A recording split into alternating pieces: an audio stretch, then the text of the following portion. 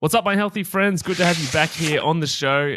In 2022, it's my mission to coach 300 people to lose weight and bring sexy back without counting calories and eating rabbit food so you can finally be healthy, strong, and self-confident.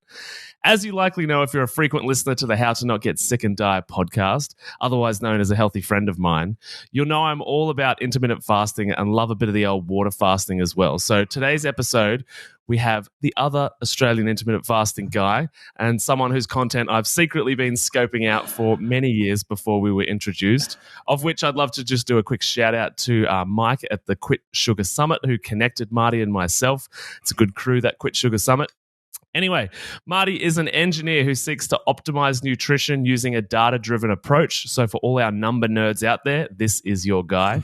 Marty's interest in nutrition began 18 years ago in an effort to help his wife, Monica, gain better control for her type 1 diabetes. Since going on the deeply personal journey to support Monica, his love for the nutrition numbers developed into a body of work and a systematized approach to nutrition tailored for a wide range of goals. Marty has now been sharing his learnings through optimizingnutrition.com and has developed the programs Nutrient Optimizer and Data-Driven Fasting to guide people on their journey of nutritional optimization, which is obviously what we're all about. So we're hanging out with the right crew, Marty. How you doing, mate? Welcome to the show. Good, buddy. Great to chat. Always good to chat. You've just made the leap into the entrepreneurial world, so welcome, my friend. Thanks, buddy. Great to join you. I can't believe you weren't here already. So let's get into where you began, because I know you have a really amazing story, which we were just talking about. You, unlike many people, got into this to support your wife 18 years ago. And many people usually get into this space themselves because the Western medicine failed them, or, you know, something happened. For me, it was the fact I worked in Western medicine and was like, nobody deals with the causation of disease. So yours is unique. You got in here helping Monica. Tell us about that.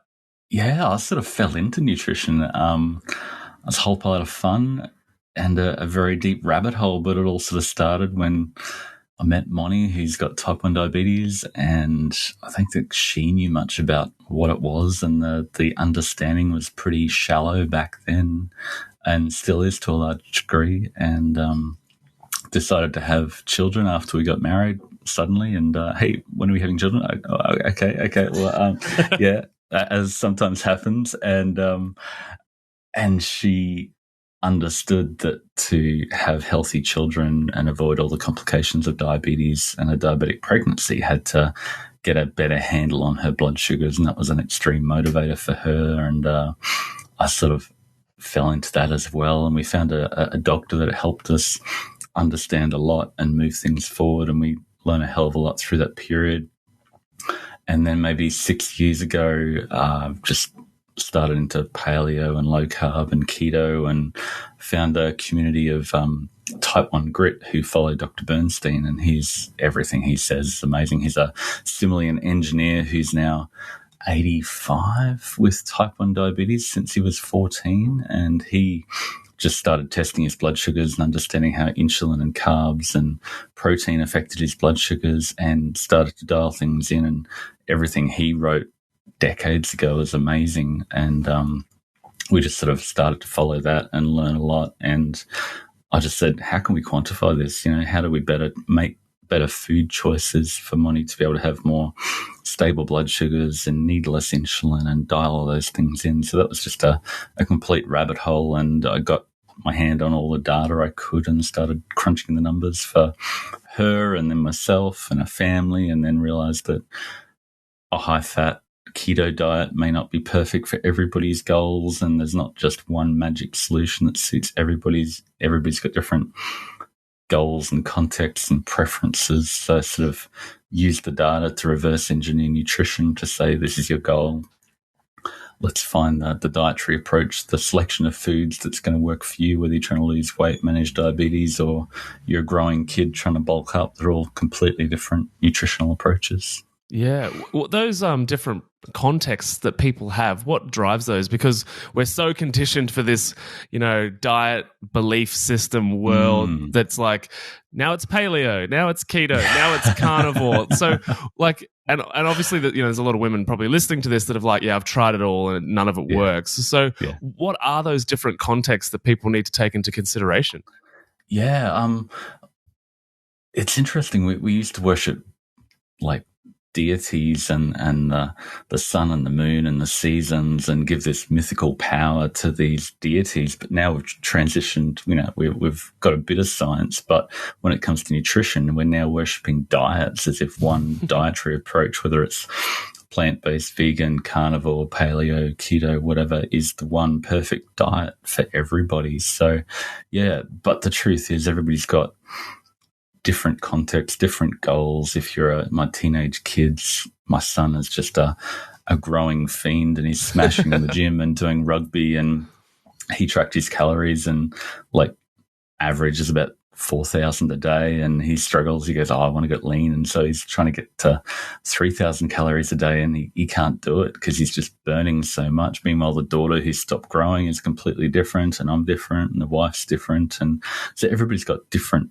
contexts and goals, and everybody needs nutrients, but the amount of energy from fat and carbs is sort of that lever of, if you need to dial back your carbohydrate to stabilize your blood sugar, that's great. But in the end, it's just a balance of nutrients, particularly protein versus energy from fat and carbs, and finding the right balance for you, for your goals, and then tailoring it to, do I like plants? Do I not like plants? Do I like eating animals? Am I allergic to shellfish or, lectins, or we were talking about before, or oxalates or low FODMAP or whatever? You can overlay those things on top of that, but it's really fundamentally nutrients versus energy.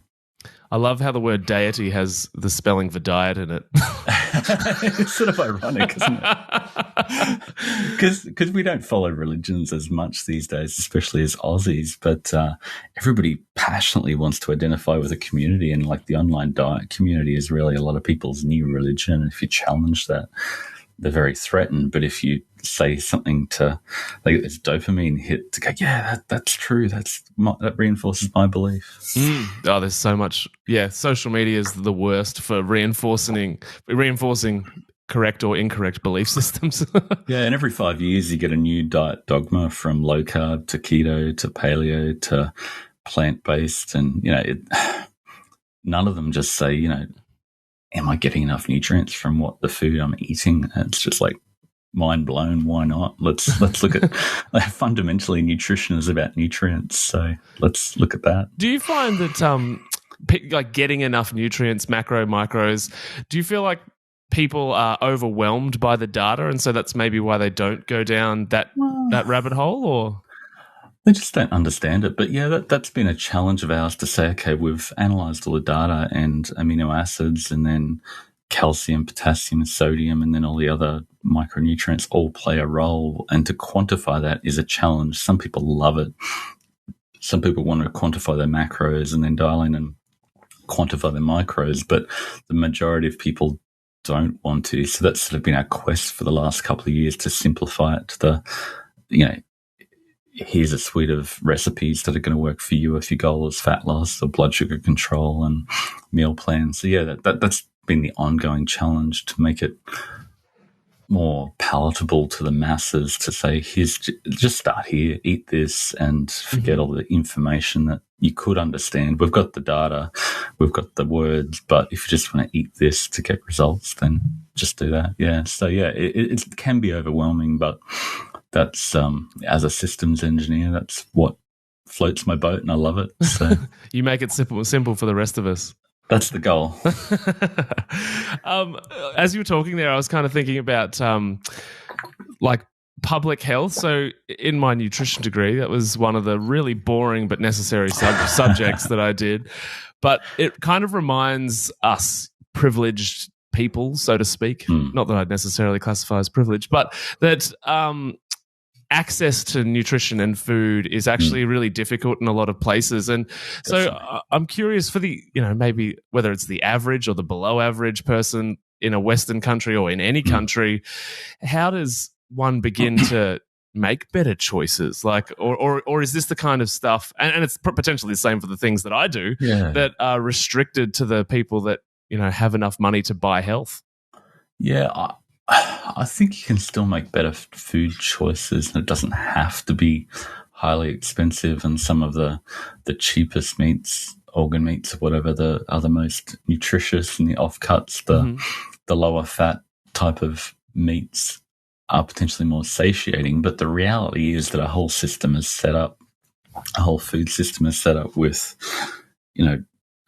I'm really triggered by fossil fuel fertilizers that just basically suck energy out of the ground from methane, turn it into fertilizer, dump it into the ground, and grow refined carbs, refined fats really quickly, and dump it into our food system. And all those foods are subsidized. So everything in the center aisles of your shopping center and your fast food store is this magical combination of refined fat, refined carbs that gives you a dopamine overdrive that makes you keep eating them again and again and again and again and keep coming back to it. So the reality is, food's a lot cheaper as a proportion of our income compared to 50 years ago, and it's just become cheaper and cheaper as it's subsidized, and we just dump all this cheap energy that's going to run out eventually into our food system. And you do have to invest in your health, invest in good food that actually nourishes your body, and that should be seen as an investment. So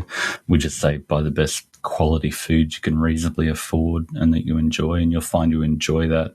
And not only do you enjoy it and it satisfies your body and nourishes your body with the nutrients you need, you'll be eating less of it because it's more satiating. So potentially it's a win-win. But in the end, food has to be an investment. What are you going to... Is it, the latest fashion and Versace handbag, or is it the food that's going to nourish you and make you look brighter and happier and healthier and vibrant and think better and feel better and have better self-esteem and all the good things, and avoid diabetes and all the metabolic health diseases that we're being crushed by? Sadly, I think in this social media world, which has trained our dopamine pathways to get a hit every 3 seconds, most people are going for the handbag every time. I saw it on Instagram. I need that handbag right now. But and the dopamine overdrive is it's an endemic. I've been diving into that even more since we talked last time. And it's fascinating how much our delayed gratification is. We can't do it. If we were the kid waiting for the marshmallow, we'd take it now every time, most of us. And we just, but we get into a position where we're just always in that dopamine, and, it drives, I need more food to get that dopamine now. We can't wait to eat. We can't fast for 5 hours but the food tastes better after you wait a little while and you're actually hungry and ready to eat again. Have you ever done some long water fasts? The 7 days I did for funsies. So that was an interesting experiment to track my glucose and ketones. And it was an interesting experiment. What did you learn? I felt euphoric when the ketones were really high. Mm-hmm. But I used to do 2 and 3 day fasts on a regular sort of basis. But I don't think it helped my body composition or overall health in the long term, because I didn't understand that what you eat after you don't eat is potentially as important or more important. For sure. So what I've learnt more recently is if you're fasting so long that my kryptonite is the peanut butter and yogurt combined together, somehow that just blows my brain. And once my lizard brain goes, takes over, that's what I go for and just can't stop eating it. So I know if I get to that point where I've pushed it too hard and I'm making worse food choices, I've fasted for too long. So my thing lately with the whole data-driven fasting world is, water fasts are fantastic for the autophagy and health and the long-term things, but most people are doing fasting, whatever that means really. What does fasting mean? It just means going voluntarily without food for a period. Most people need that shorter-term, intermittent 2 or 3 meals a day without snacking and just being able to time their food choices so they go long enough to get a slight calorie deficit, but not to the point that they're rebound binging after every time they eat and making, you're going to choose low protein, low nutrient density foods when you're really, really hungry just to jam as much energy in as you can. Yeah, well, which kind of brings us around to the satiation conversation. And you were talking before as well about, you end up buying these foods that have been produced by the food industry that like bliss point foods often. They're, Engineered foods. Yeah, engineered hyper-palatable foods that are in the middle of the supermarket.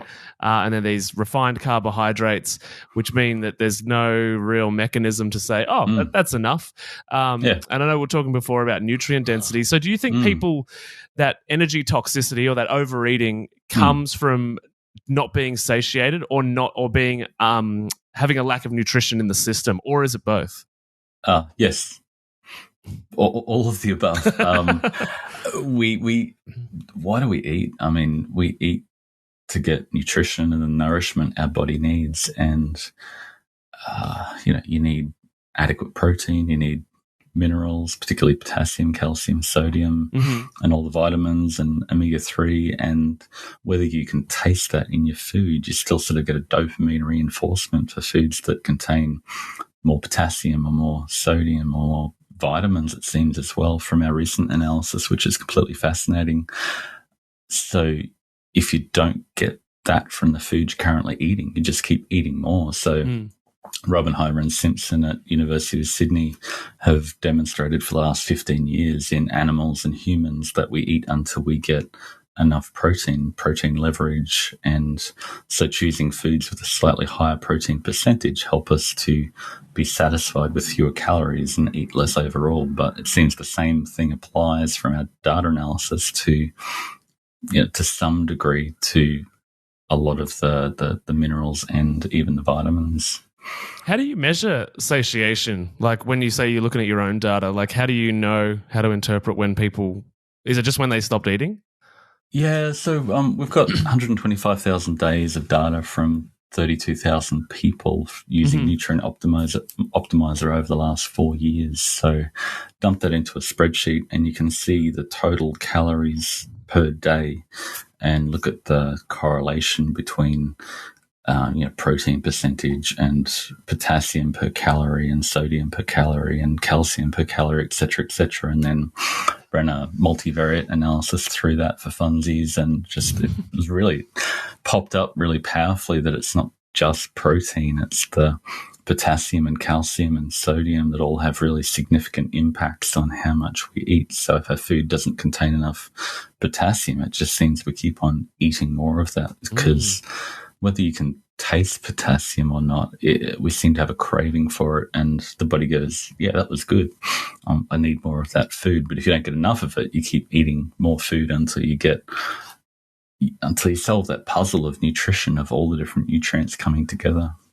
So far, does it look like it's more the electrolyte mineral balance? But you said there was some vitamins too? Yeah. I'm completely fascinated by this. I spent 3 weeks just deep in the rabbit hole of crunching all this data. Amino acids, protein, definitely number one. Potassium, calcium, sodium. Magnesium didn't seem to rank as well, but it's definitely important. But then the vitamins also seem to play a part in levels that we get from food. But it seems that, because we had niacin deficiency, pelega, and beriberi, which is B1 deficiency, we've dumped all these synthetic vitamins into our food. And I read The End of Craving by Mark Schatzker, and I had him on my podcast a week ago, and he identified that back in the 60s, they realized that pigs kept in captivity got sick if they were just fed the grains, and they needed to add in alfalfa or let them out on the fields. So what they then found is if they fortified their feed, they sort of lost interest in the alfalfa and didn't need to go out on the fields anymore, and they kept on growing, and they grew a lot more and just chowed down on the fortified pig food. And that was sort of the perfect formula to make these pigs grow fast with less food input. So ever since then, animal food has been fortified with vitamins to make them grow more quickly, because it helps you use that energy. Vitamins are critical to enable us to actually create energy in our mitochondria, but also to build fat and build body size. And, shortly after, all of a sudden we're dumping more and more vitamins into our food system. So it's like, hey, wait up, did the food scientists work out that, hey, people can only eat so much of this shitty cereal. They get bored of it and they go in search of, meat and seafood and veggies. But hey, if we put vitamin B1, B2, B3 and folate and into it, they keep on chowing down on that same fortified breakfast cereal that otherwise would get bored of it because it doesn't contain the nutrients we need. So it's sort of an ingenious way to make us keep on eating these foods and more of these foods that are otherwise really nutrient poor. So it sort of seems to be a nutrient leverage effect for the vitamins that are able to be fortified, which is completely fascinating. So, avoid anything in the ingredient label, I think, that has refined grains, refined oils, and needs to be fortified, because if it needs to be fortified, it's a trash food to start with, and it's probably going to make you eat more of it and lose interest in the foods that you really need. Oh, absolutely. The big food industry is sneaking things. Very smart. Yeah. Genius and evil. It's incredibly good marketing. It's very profitable. Yeah. Well, and it plays into that whole reptilian brain stuff that most people aren't consciously aware of. And I'd say most people aren't aware of until it's happening. And it's like, oh, shit, I'm here again. I just can't stop eating. Why is it? It's like, well, what are you eating?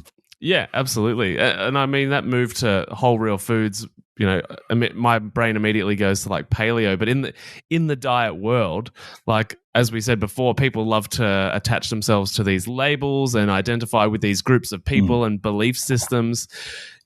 I know you've got recipe books on basically every one of those. So every diet religion we've got covered. Yeah, totally. So like it's like doing a religion degree, going over to optimizing nutrition. But do you have one that you lean towards, or is it just totally dependent on the individual? Well, the most nutritious foods are generally just, meat, seafood, veggies, which is, you could call it paleo. Mm-hmm.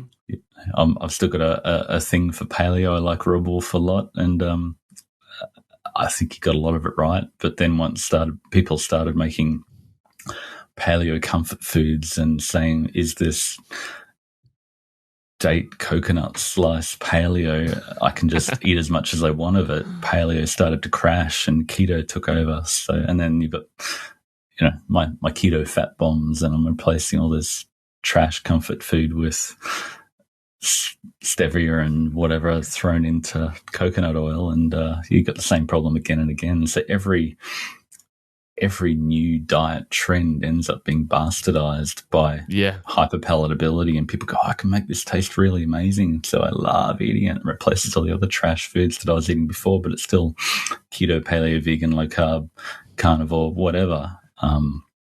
You can work within that label to bastardize any food to make it hyperpalatable. It makes me think of protein cookies, and just how misleading that title is.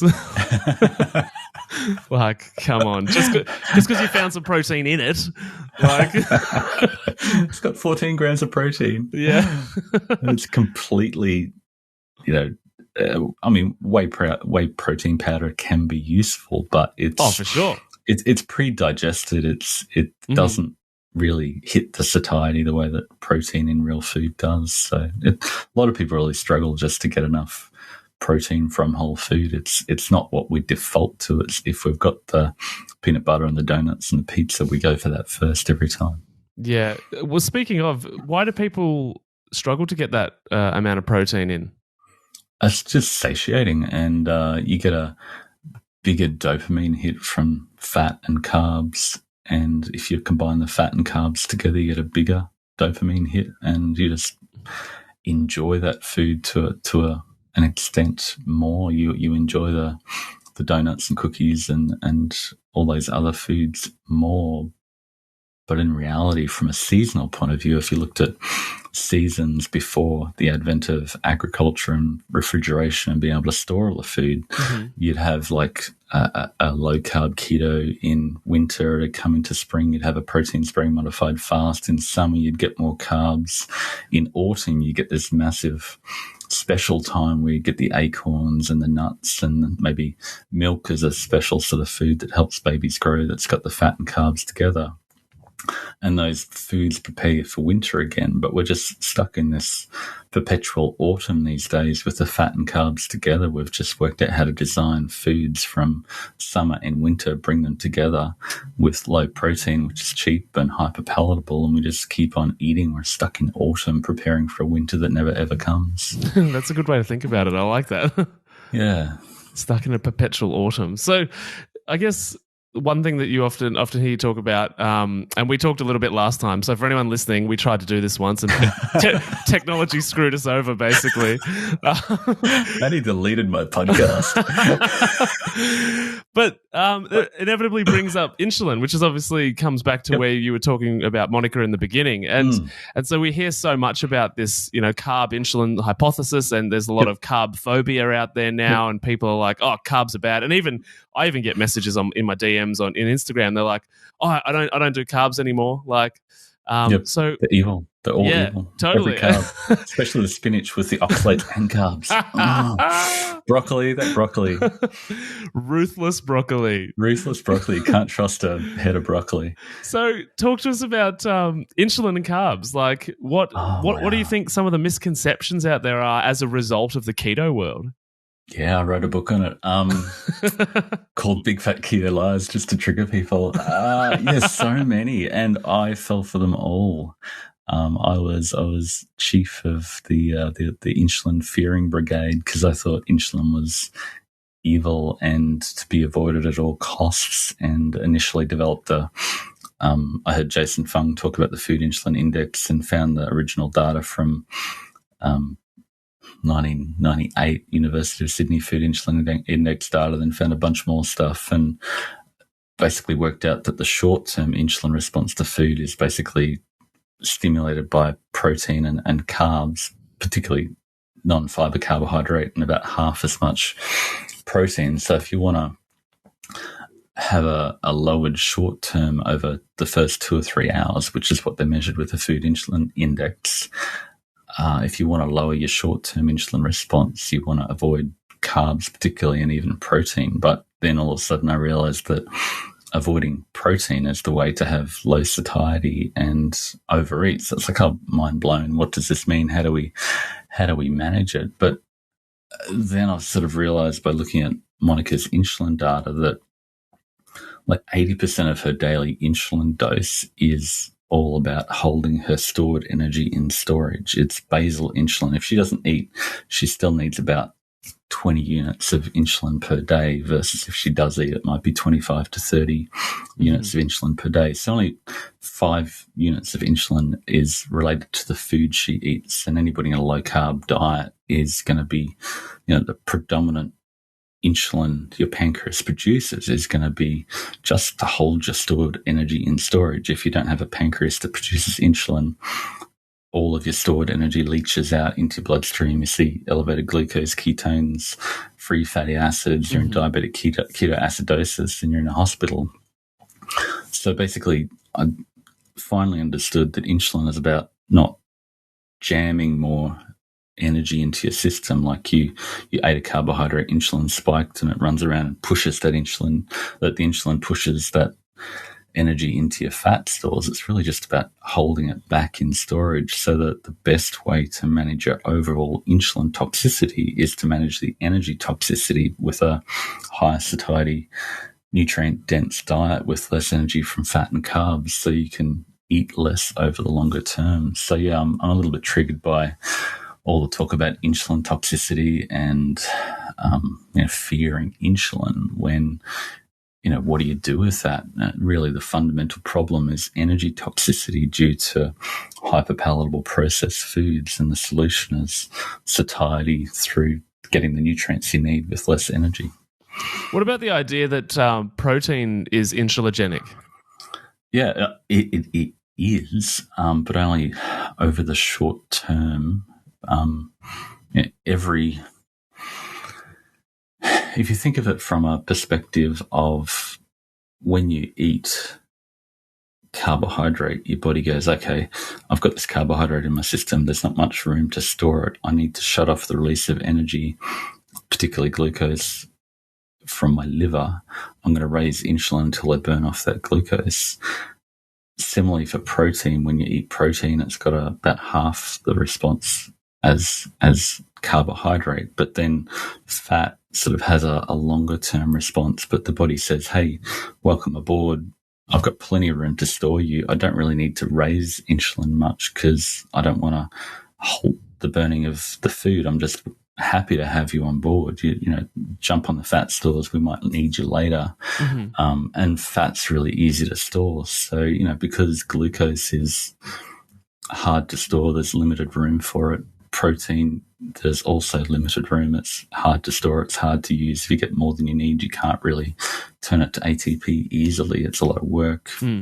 High level of dietary induced thermogenesis. So really, but you know, if you look at protein as the most satiating macronutrient, you really want your protein percentage to be as high as you can get it reasonably, sustainably.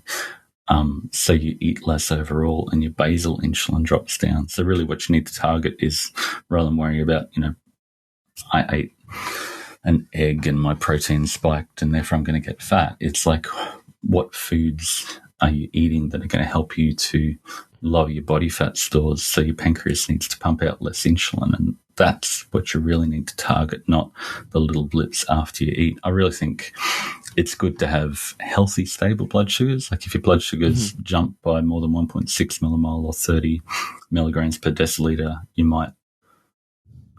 then your glucose is going to crash. And once your glucose comes down again, you're going to get hungry and go, oh, I need to eat now because my glucose is lower than I'm happy with. So you want to get off the glucose roller coaster. But once it's stable, you just go, okay, I'm just eating for satiety. I'm eating for nutrient density. And I don't really care about little blips in my insulin and carbohydrate, because worrying about trying to measure your insulin based on the food you eat is really trying to measure the volume of the ocean by the waves, the height of the waves on a calm day. It's like it's a stupid thing to try and it's the wrong measurement. You're trying to manage and measure. So you just need to go, okay, what's triggering the most insulin in my body? It's my body fat stores. How big am I? And eating for satiety is going to help you manage that most effectively. Is that, talking about that insulinogenic effect, is that why currently the carnivore is going through its like hardcore religion phase of recruitment at the minute? And is that why that works? Because is it because it's low insulin response but high satiety because of the protein density? Yeah, basically carnivore works great because you've got tons of bioavailable protein, and people go, oh, carnivore is magic. And it is magic just because it supplies a whole lot of protein, but all the long-termers in the carnivore movement are now going, we love fat, protein's bad. It's just the same thing as protein cookies and, you know, all the hyperpalatable, paleo comfort foods. It's just, okay, I've got to a healthy weight and now I need more energy. And that's natural. If you get to a healthy weight, you need to dial fat or carbs back up so you don't continue to lose weight. But most of us need to lose a bit of weight, so we need to dial back the fat and or carbs back a little bit. As you're talking about that there, I was just thinking about good old World Health Organization, who obviously has everyone's back. And they know everything.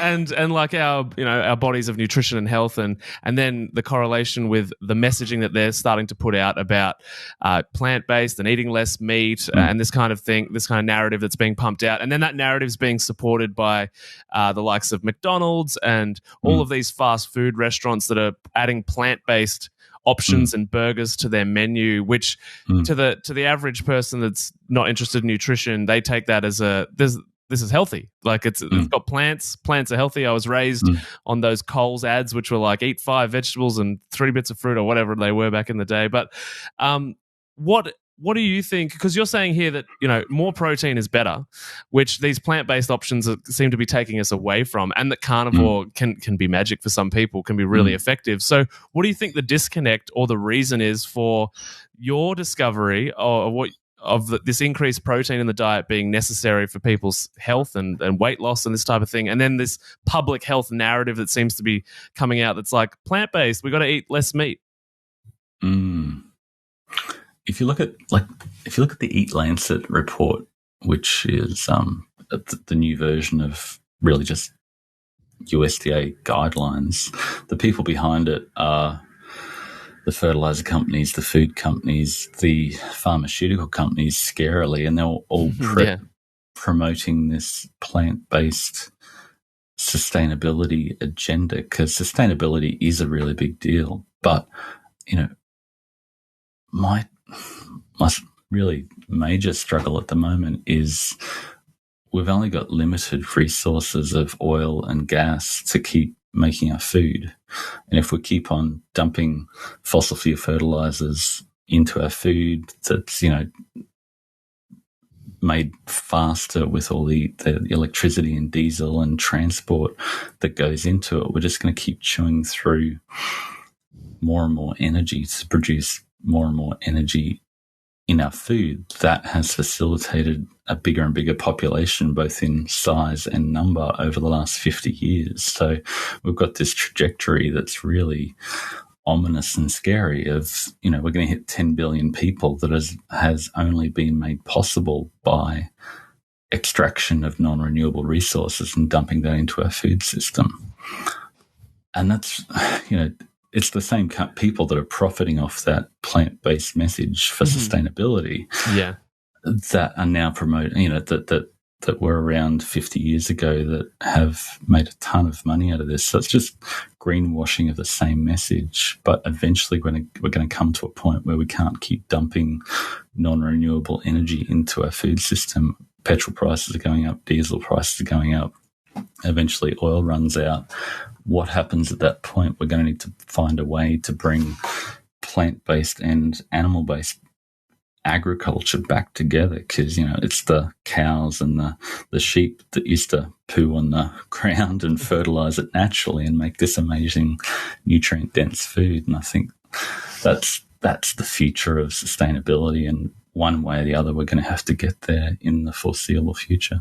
Well, and that kind of, 10 billion people on the earth and all of these people eating these diets, it brings up kind of a philosophical question in my mind, which is, what is the value of a human or a species that has to eat highly manufactured food, that has to take drugs for most of its life? Like, are you actually worthy of existence as a animal or as a species on the earth when you need all of this chemical artificial maintenance for most of your existence?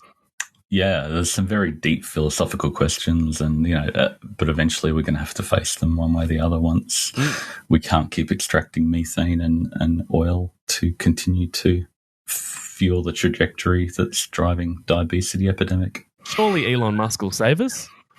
Yeah, well, maybe he can. I love WALL-E. Have you seen the movie WALL-E, where everybody just circles the Earth till the world regenerates? Oh, no, I haven't. Oh, it's really good. It's maybe 10 years old, but it's the story of a cartoon romantic comedy with Wall-E and Eva, who's this little robot who cleans up the Earth. But anyway, but they put the humans on a spaceship, and they got robots serving them food, and they're all just morbidly, BMI of 100, and can't move, and they fall off their chair and they have to be lifted back in, and it's emergency. But what are the chances of being able to move to Mars and get the minerals that we need, the protein we need on Mars in their environment? Our circadian rhythm.